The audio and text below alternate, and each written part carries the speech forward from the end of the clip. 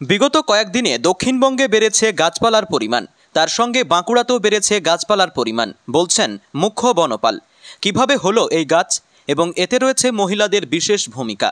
পুরো বিষয়টা যথেষ্ট তাৎপর্যপূর্ণ এবং জেলার জন্য যথেষ্ট ভালো। গাছপালার সংখ্যা বাড়ার পাশাপাশি জিনাতের পরেও বাঁকুড়াতে এসেছে আরেকটি বাঘ, আসছে চিতাবাঘ।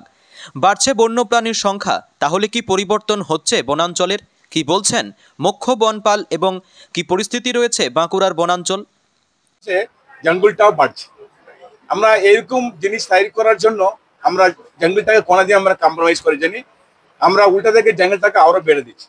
এটা কোয়ালিটি হবে অনেকটা ভালো হয়ে গেছে, আর জঙ্গলের সংখ্যাটা বেশি হয়েছে। আর এখানে জঙ্গলের ভিতরে যা পশু পাখিগুলি আছে অনেকটা ফ্রেশ। বিগত কয়েক বছরে দক্ষিণবঙ্গ সহ বাঁকুড়াতেও গাছপালার পরিমাণ উল্লেখযোগ্যভাবে বৃদ্ধি পেয়েছে, বললেন বন দপ্তরের কেন্দ্রীয় মুখ্য বনপাল এস কুনাল ড্রাইভেল। বৃহস্পতিবার বাঁকুড়া দক্ষিণ বন বিভাগের সিমলাপাল বিটের বিবর্দা গ্রাম পঞ্চায়েতের খাটাবাঁধা গ্রামে বার্ষিক সাধারণ সভায় তিনি এই কথা বলেন। 6 মাস আগে আমরা এখানে জিনেত বাঘ একটা এখানে বাঘবন্দি হলো, এখানে বাঘ এখানে ধরলাম। কোথায় থেকে এসছে? ওটা ওড়িশা থেকে বাঘ এসছে, ওড়িশা ঝাড়খণ্ড করে। আর আরেকটা বাঘ এসেছিল।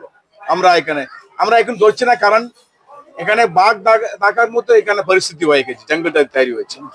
এদিন মুখ্য বনপাল বলেন, বাঁকুড়া পুরুলিয়া জঙ্গল বৃদ্ধির সঙ্গে সঙ্গে বন্যপ্রাণীও ফিরতে শুরু করেছে এই জঙ্গলে। গত কয়েক মাস আগে বাঘিনী জিনাতকে ধরার পর আরও একটি বাঘ এসেছে বাঁকুড়ার জঙ্গলে। এমনকি হাতি বাঘের পাশাপাশি নেকড়ে, চিতাবাঘেরও উপস্থিতি লক্ষ্য করা গেছে বলে জানান তিনি। এছাড়া জঙ্গল তৈরি ও রক্ষায় মহিলাদের গুরুত্বপূর্ণ ভূমিকা রয়েছে। একটি পরিবারের ভালো মন্দে যেমন তাদের ভূমিকা, তেমনি জঙ্গল রক্ষায় ভূমিকাও অনস্বীকার্য। ফলে জঙ্গল রক্ষা হবে, এলাকার সার্বিক উন্নয়ন হবে বলেও তিনি জানান। আজকে দিনে বাঘ আছে, পুরুলিয়াতে আছে, পুরুলিয়া যে অযোধ্যা পাহাড় আছে, পাহাড়ে আছে। হ্যাঁ, তো যমুনা হিলস এরকম বলে, যমুনা পাহাড় আছে, ওখানে বাঘ আছে, প্রত্যেক দিন ঘুরে পড়ছে। কিন্তু আমরা ধরছি না, কারণ জঙ্গলে থাকবে। সেইভাবে উন্নয়ন হয়েছে। এখানে চিতাবাঘ এসছে অনেকটা আছে। আর এখানে কি নেই বলুন?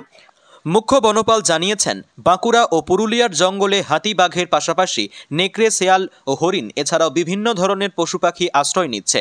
আগের থেকে বাঁকুড়ার জঙ্গলে পশু পাখির সংখ্যাটা এখন বেড়েছে, কারণ এই জঙ্গলে থাকার জায়গা রয়েছে। আমরা তাদেরকে ধরছি না, কোনো রকম ডিস্টার্ব করছি না।